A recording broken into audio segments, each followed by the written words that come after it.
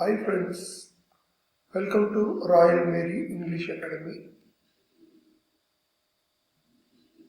Hope you are all fine.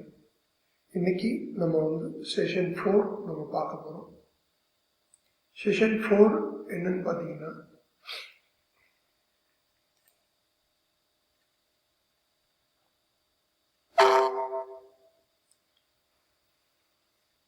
Part of the சென்டென்சஸ்ல நம்ம already part 1, part 2, part 3, part 4 வரையும் முடிச்சிட்டோம். கடந்த 3 செஷன்ல இந்த 4 பார்ட்டையும் நம்ம முடிச்சிருக்கோம். இன்னைக்கு நம்ம பார்க்க போகிறது part 5, that is main verb. இந்த மெயின் வெர்பை தான் நம்ம இன்னைக்கு பார்க்க போகிறோம். நம்ம இதுவரையும் ஆர்டிக்கல், அட்ஜெக்டிவ், ப்ரோனவுன், சப்வெர்ப் இது 4 முடிச்சிருக்கோம். இன்னைக்கு நம்ம மெயின் வெர்பு ஃபுல் ஒரு டீட்டெயிலாக பார்த்துடலாம். வெர்புன்றது ஒரு பெரிய ஓஷன் மாதிரி. ஏன்னா வெர்பு அப்படின்னா அது வினைச்சொல். வினைச்சொல் பார்த்தீங்கன்னா ஒவ்வொரு சென்டென்ஸுக்குமே அந்த வினைச்சொல் மாறும். வினைச்சொல் எல்லா சென்டென்ஸுக்குமே, அதாவது ஒரு சென்டென்ஸில் வர்ற நவுனு ஆர் ப்ரோனவுனோட கேரக்டரையோ ஒர்க்கையோ பிரீஃப் பண்ணுறது தான் வினைச்சொல். அந்த வினைச்சொல் ஒவ்வொரு சென்டென்ஸ்லையுமே அது வேறு வேறு வடிவத்தில் மாறும். ஸோ இந்த வெர்பில் நம்ம ரொம்ப தெளிவாக இருந்தால் மட்டும்தான் நம்மளால் சென்டென்ஸ் ஃப்ளூயண்ட்டாக நம்ம பேசிக்கிட்டு இருக்கும்போது, ஒரு கான்வர்சேஷன் போய்கிட்டு இருக்கும்போது, இந்த வெர்பில் நம்ம தெளிவாக இருக்கும்போது நமக்கு டக்குன்னு அந்த வெர்பு என்ன வெர்புக்கு நம்ம போடணும், என்ன பேசணும் அப்படின்றத டிசைட் பண்ணுறதே வெர்பு தான். ஸோ வெர்பில் நம்ம ரொம்ப தரவாக இருக்கணுன்றத இங்கே நீங்கள் நோட் பண்ணி வச்சுக்கோங்க. வாங்க அந்த வெர்பை ஒரு டீட்டெயிலாக பார்த்துடலாம்.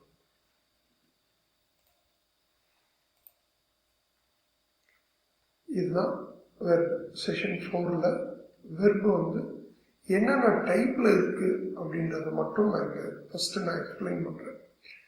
இப்போ தமிழை பொறுத்தவரையிலும் பார்த்தீங்கன்னா வெர்பு அதை வினைச்சொல் ஈஸியாக இருக்கும்.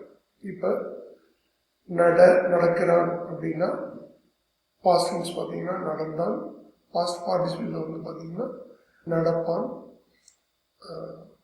ப்ரெசன்ட் கண்டினியூஸ் பார்த்தீங்கன்னா நடந்து கொண்டு இருக்கிறான் அப்படின்னு வந்துடும். ஓகேவா? ஆனால் இங்கிலீஷில் வரும்போது அந்த மாதிரி கிடையாது. வெர்ப்லேயே வெரைட்டிஸ் ஆஃப் வெர்பு நிறையா இருக்குது. ஸோ அது மெயின் கேட்டகரி ஒரு 10 கேட்டகரியில் தான் அந்த வெர்போட அந்த ஃபார்மேஷன் வரும். இப்போ வெர்பில் பார்த்தீங்கன்னா ப்ரெசன்ட் டென்ஸ் நிகழ்காலம், பாஸ்ட் டென்ஸ் இறந்த காலம், பாஸ்ட் பார்ட்டிசிபிள் இது அடுத்து வரப்போகிறது சொல்கிறது.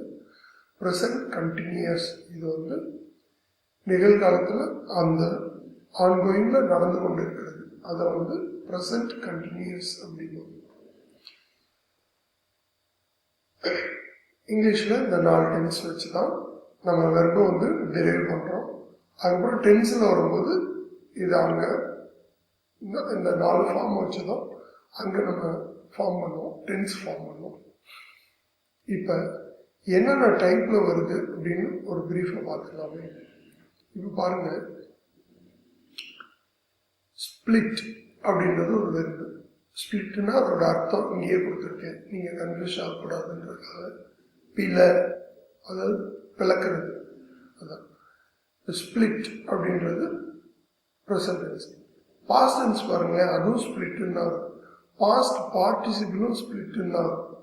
ப்ரெசன்ட் கண்டினியூஸ் ஸ்பிளிட்டிங் அப்படின்னு இருக்கு. ஸோ இப்படியே நல்லா இருக்கும் இல்லையா? Split split split splitting. So இது ஒன்றை மட்டும் நான் வச்சுக்கிட்டா போதும். இங்கே ரொம்ப ஈஸி, ஐஎன்ஜி சேர்த்துக்கிட்டா போதும். ஆனால் அடுத்த வெர்பை பாருங்க, வாக் அப்படின்னு இருக்கு. வாக்கோட பாஸ்ட் டென்ஸ் பார்த்தீங்கன்னா வாக்குடு. பாஸ்ட் பார்ட்டிசிபிளும் அதே தான் வருது, வாக்குடுன்னு வருது. ஸோ வாக்கை இங்கே இடி போட்டுக்கிறோம், இங்கேயும் இடி போட்டுக்கிறோம், இங்கே வழக்கம் போல ஐஎன்ஜி. இப்படி இருந்தால் கூட ஓரளவு ஈஸியாக போயிடும். ஆனால் அடுத்தது வாங்க, ஃபைண்ட், கண்டுபிடி. இதோட பாஸ்ட் டென்ஸ் ஃபவுண்டுன்னு வருது. ஃபைண்டடுன்னு வந்துச்சுன்னா கூட இதே மாதிரி இருக்கும், ஈஸியாக போயிடும். ஆனால் இங்கே ஃபைண்டோட past tense found. Past participle found, இது ஃபைண்டிங். இப்படியே வந்துமா வராது. அடுத்தது பாருங்க சிட், இதோட பாஸ்ட் டென்ஸ் வந்து சாட், பாஸ்ட் பார்ட்டிசிபிள் பாருங்க சிட். என்னடா அது சிட்டுன்னு வந்துச்சு, மறுபடியும் சாட்டுன்னு வந்துச்சு, மறுபடியும் சிட்டுன்னே வந்துருச்சு. அதான் இதனாலதான் நம்ம வந்து வெறும்ப ரொம்ப க்ளோஸ்டா இதை படிச்சு பார்த்து தெரிஞ்சு புரிஞ்சு வச்சுக்கணும். அப்படியே மக்கப் பண்றது இல்ல விஷயம், எப்படி அதை பண்ணியிருக்காங்க, எப்படி அதை ஃபார்ம் பண்ணியிருக்காங்க அப்படின்னா, இப்ப இதே சவுண்டுல, அதாவது சிட் சாட் சிட் அப்படின்ற சவுண்ட்லயே பார்த்தீங்கன்னா one categories of verb. Drink, drank, ட்ரங்க்னு வருது. ட்ரிங்க், ட்ராங்க், ட்ரங்க் டிஃப்ரெண்டா இருந்தா, குடி, ட்ரிங்க்னா குடி, ட்ராங்க், ட்ரங்க்னு வருது. ஸ்விம், ஸ்வாம், ஸ்வம்னு வரும், நீங்கிறது. ஸோ அந்த கேட்டகரி, அந்த சவுண்டை நம்ம மைண்ட்ல வச்சுக்கணும். அந்த சவுண்டில் வர்றது அப்படிதான் வரும். ட்ரிங்க், ட்ராங்க், ட்ரங்க், ஸ்விம், ஸ்வாம், ஸ்வம் அப்படிதான் வரும். ஸோ அதை அடுத்து வர செஷன்ல அதை நான் வந்து கேட்டகரைஸ் பண்ணி நான் தனித்தனியாக உங்களுக்கு நான் கொடுத்துறேன். உங்களோட ஈஸியான புரிதலுக்காக எவ்வளவு ஈஸியாக நீங்கள் படித்து புரிஞ்சு தெரிஞ்சு வச்சுக்கணுமோ அந்த அளவுக்கு நான் ஈஸியாக நான் எடுத்து கொடுத்துறேன். ஸோ உங்களுக்கு குயிக்காக அதை அண்டர்ஸ்டாண்ட் பண்ணிக்கிறது ஈஸியாக இருக்கும். இப்போ புரியுதுங்களா? கிராமர் தேவையில்லைன்னு சொன்னவங்கெல்லாம் இதை பார்த்துட்டு சொல்லவே முடியாது. ஏன்னா கிராமர் வந்து இங்கே ரொம்ப முக்கியம்.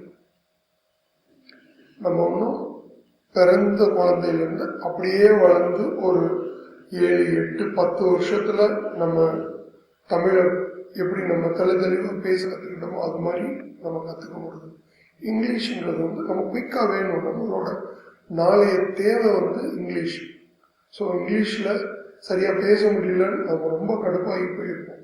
ஸோ நாளைக்கு நம்ம அதை பேசணும், அதை வந்து ஒரு குயிக்காக கற்றுக்கணும் அப்படின்றப்ப அந்த ப்ரொசீஜர் படி என்ன ரூல்ஸோ அந்த ரூல்ஸ் படி நம்ம தெரிஞ்சுக்கிட்டா ஈஸியாக போயிடலாம். ஆனால் என்ன இன்ட்ரெஸ்ட் வேணும், ரொம்ப இன்ட்ரெஸ்டாக இதை கற்றுக்கிட்டு அதை அப்ளை பண்ணி பேசி புரிஞ்சு படித்து தெரிஞ்சுக்கிட்டிங்கன்னா மட்டும்தான் இங்கிலீஷ் வந்து ஈஸியாக இருக்கும்.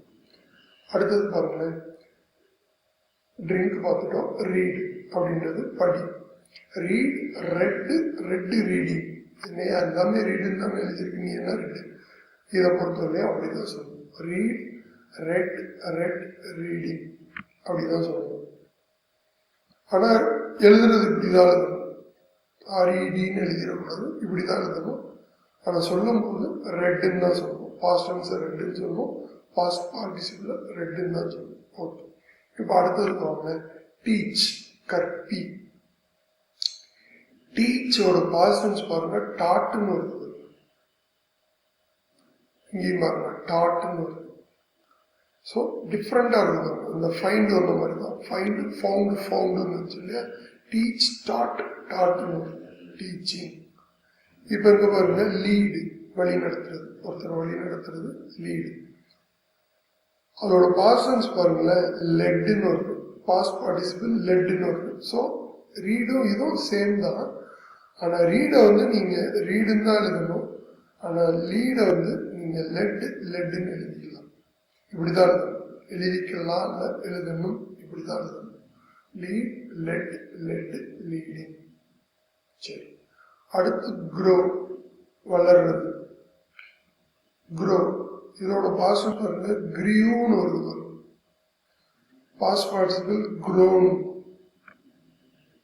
சம்பந்தம் இருக்கா? வரும், சம்பந்தமே இருக்காது. ஆனா இந்த சவுண்டுல வர்ற எல்லா வெர்புமே வந்து இப்படிதான். அதான் இங்கிலீஷை பொறுத்தவரை அந்த சவுண்டை வச்சு அதை அப்படியே பிரிச்சுக்கணும். அது எல்லாமே வந்து அதே மாதிரி தான். Crew, grow, crew, grow, growing. ஓகேவா? அடுத்து பாருங்க ஸ்பீக், பேசுறது.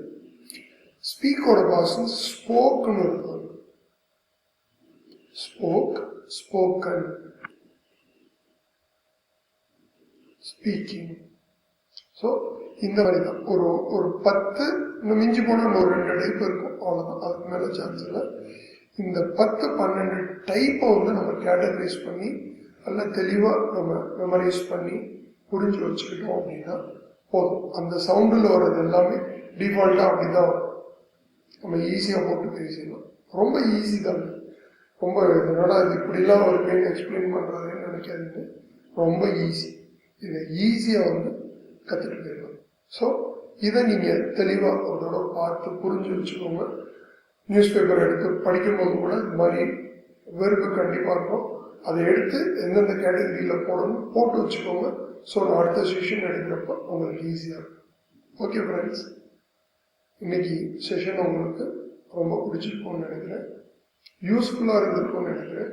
உங்களுக்கு பிடிச்சிருந்தா கண்டிப்பாக இதை லைக் பண்ணுங்கள், ஷேர் பண்ணுங்கள், சப்ஸ்கிரைப் பண்ணுங்கள். இப்போ தான் ஃபஸ்ட்டு வருவாங்க, சப்ஸ்கிரைப் பண்ணி நோட்டிஃபிகேஷன் சிம்பிளில் ஆல்ங்கிற சிம்பிளை கிளிக் பண்ணிக்கோங்க. என்னோட அடுத்தடுத்த வீடியோ பிக்கப் போட்டுக்கிட்டே வருவேன். அது உங்களுக்கு யூஸ்ஃபுல்லாக இருக்கும். தேங்க்ஸ் ஃபார் வாட்சிங். Thank you. I will catch you soon. Bye.